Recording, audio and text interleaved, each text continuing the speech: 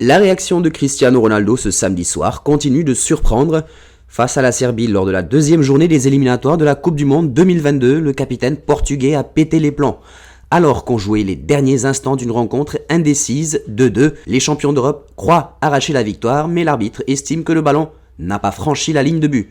Dans un élan de folie, le capitaine portugais fait d'abord mine de quitter le terrain avant le coup de sifflet final, puis jette finalement son brassard au sol. Évidemment, en ce dimanche matin, on ne parle que de cela, un peu partout.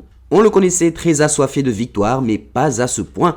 Cristiano Ronaldo a-t-il donc poussé le bouchon un peu trop loin?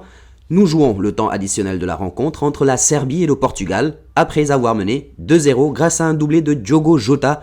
Les Portugais sont rattrapés par les Serbes. En toute fin de match donc, CR7 pense donner le but de la victoire aux siens. Certes, le ballon dépasse la ligne, mais pour ces éliminatoires à la Coupe du Monde 2022, il n'y a ni VAR ni Goal Line Technology et l'arbitre n'accorde pas le but. L'ancien joueur du Real Madrid, fou de rage, semble d'abord quitter le terrain avant le coup de sifflet final, puis jette finalement son brassard au sol.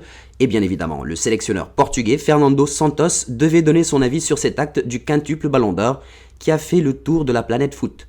L'arbitre s'est excusé auprès de moi dans la cabine et m'a dit qu'il était gêné. J'étais dans le vestiaire avec lui et s'est excusé auprès de moi. Il m'avait dit sur le terrain qu'il allait voir les images et que si cela était le cas, ou il m'appelait pour s'excuser, et c'était le cas. C'est la deuxième fois dans une phase de qualification qu'il s'excuse auprès de moi après le match. A-t-il déclaré ?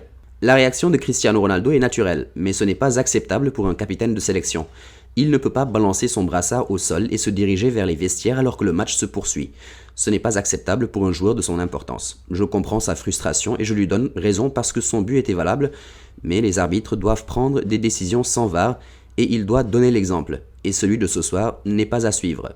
A déclaré à Record Fernando Meira, ancien international portugais, entre 2000 et 2008, qui a porté à 52 reprises le maillot de la sélection. Le joueur, lui, s'est fendu d'un message sur son compte Instagram. Être capitaine de l'équipe du Portugal est l'une des plus grandes fiertés, l'un des plus grands privilèges de ma vie.